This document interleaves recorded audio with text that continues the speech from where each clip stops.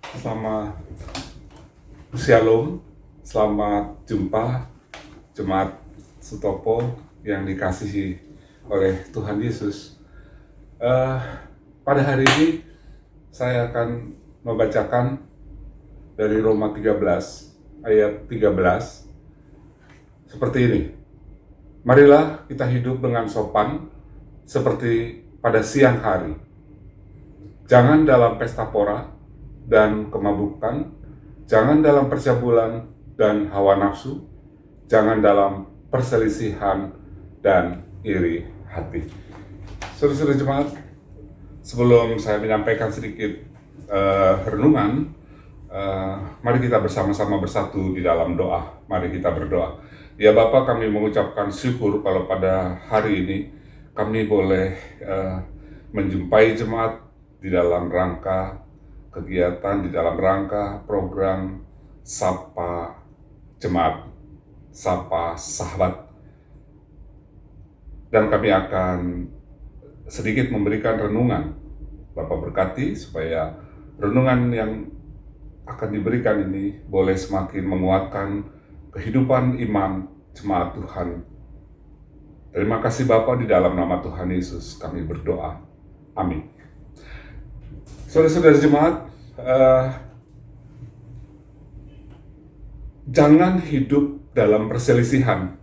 Itu adalah sebuah tema, atau katakanlah itu adalah sebuah slogan, kalau mau saya katakan seperti itu, di dalam kehidupan kita sebagai bagian dari jemaat Tuhan, di tengah-tengah masyarakat, di tengah-tengah keluarga kita. Karena apa?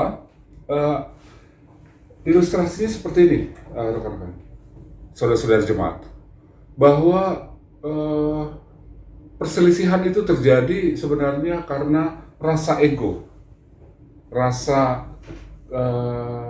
kepentingan diri kita sendiri, dan kepentingan kita itu yang terusik. Itulah yang menyebabkan terjadinya ketidaknyamanan dalam diri, yang pada gilirannya dinyatakan dalam sebuah perbuatan atau dinyatakan dalam sebuah tindakan dalam perjumpaan kita dengan sesama, dalam perjumpaan kita dengan orang lain.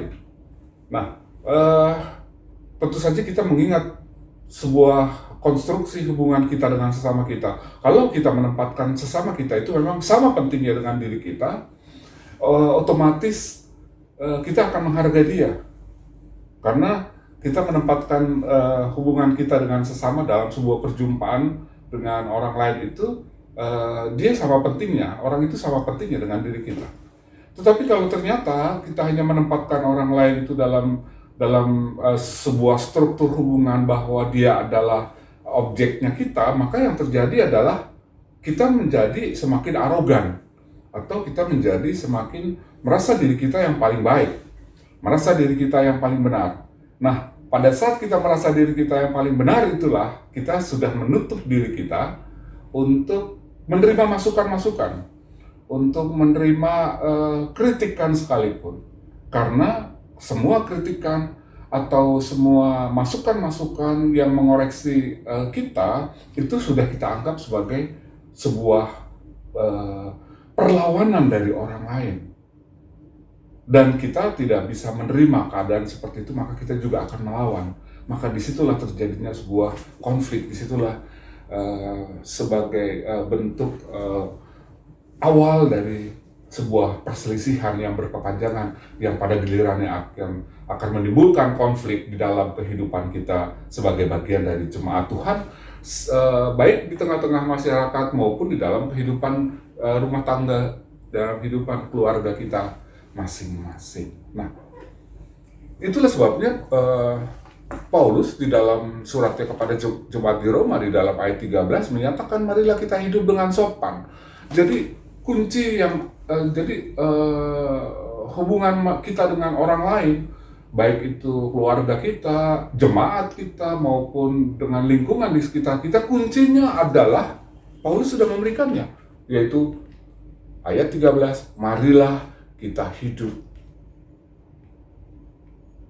dengan sopan.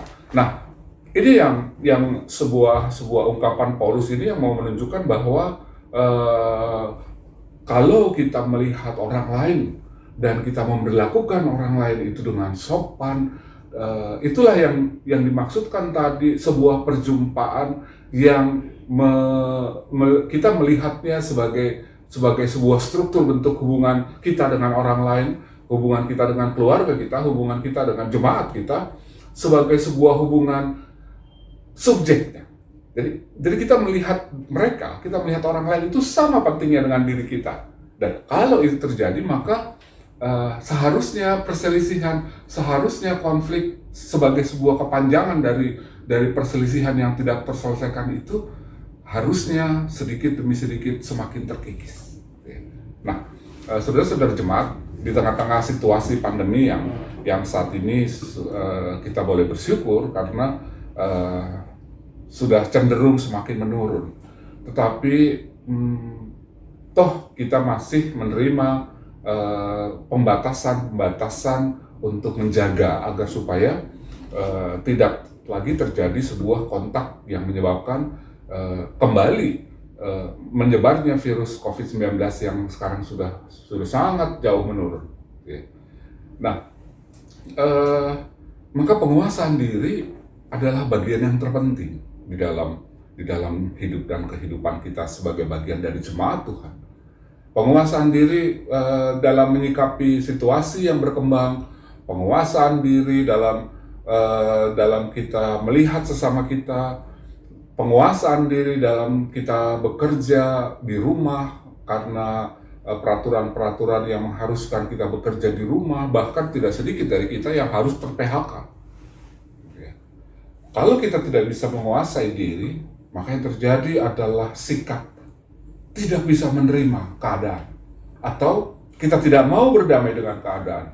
Nah, kalau kita tidak mau berdamai dengan keadaan yang tidak lain sebagai sebuah bentuk kita tidak mampu untuk menguasai diri kita, maka itulah awal dari sebuah konflik dalam diri. Nah, konflik dalam diri inilah yang kemudian bisa menyebabkan ketidakterimaan situasi yang terjadi pada saat ini. Dan ketika itu terjadi, maka kita akan menjadi sosok orang yang selalu tidak pernah bersyukur di dalam hidup dan kehidupan kita. Dan di dalam kerangka kehidupan kita sebagai jemaat Allah, sebagai umat Allah, di tengah-tengah masyarakat, di tengah-tengah kehidupan berjemaat, bahkan di dalam kehidupan kita sebagai keluarga, maka kita menjadi sosok yang tidak membawa damai sejahtera. Tapi kita menjadi sosok yang membawa ketidaknyamanan. Kita menjadi sosok yang selalu tidak bisa berdamai dengan diri sendiri. Kalau sudah sampai pada titik seperti itu, saudara-saudara, maka ini mempengaruhi kehidupan hubungan kita dengan Allah. Hubungan kita dengan Allah menjadi kurang baik karena kita sering melemparkan ini semua karena Allah marah kepada manusia.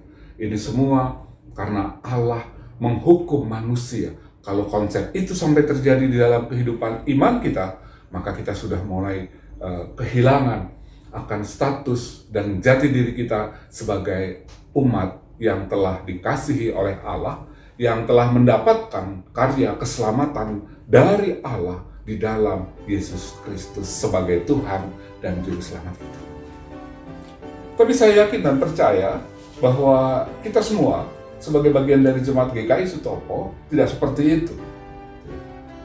Kita melihat hubungan kita dengan sesama kita menempatkan orang itu, kita menempatkan orang lain sama pentingnya dengan diri kita, maka itu juga lah pencerminan hubungan kita dengan Allah yang tidak kelihatan.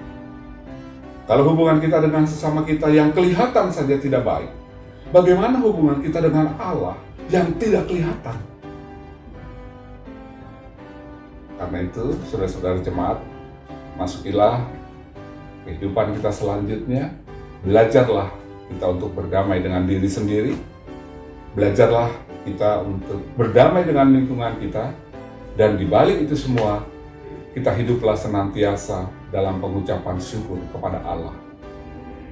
Kiranya Tuhan memberkati saudara-saudara jemaat sekalian. Mari kita berdoa. Ya Bapa, kami mengucapkan syukur dalam waktu yang singkat ini kami boleh melawat jemaat kami dalam sebuah sapaan jemaat, sapaan sahabat. Kami menyadari dalam keterbatasan karena penyebaran virus COVID-19 ini yang belum hilang dari Indonesia ini. Tuhan boleh memakai kami sebagai majelis jemaat, sebagai pendeta di GKI Sutopo untuk melawat jemaat kami dalam kesendirian, bahwa mereka tidak sendiri, ada kami bersama-sama dengan mereka. Karena itu kami mohon kekuatan dan penyertaan yang dari Tuhan, yang memampukan jemaat kami untuk berdamai dengan diri sendiri, untuk berdamai dengan lingkungan, untuk berdamai dengan situasi dan kondisi sampai saat ini. Dan pada gilirannya kami semua akan senantiasa mengucapkan syukur, karena ini adalah bagian dari rencana Allah, bagian dari karya Allah untuk memberikan dan mempersiapkan diri kami memasuki kehidupan yang baru, memasuki new normal yang akan diberlakukan di dalam kehidupan berbangsa dan bernegara di Indonesia ini. Terima kasih Bapa. Kami mohon tuntunan, penyertaan, dan pimpinan Tuhan kepada jemaat Tuhan dari hari ke hari. Hanya di dalam nama Tuhan Yesus kami berdoa. Amin.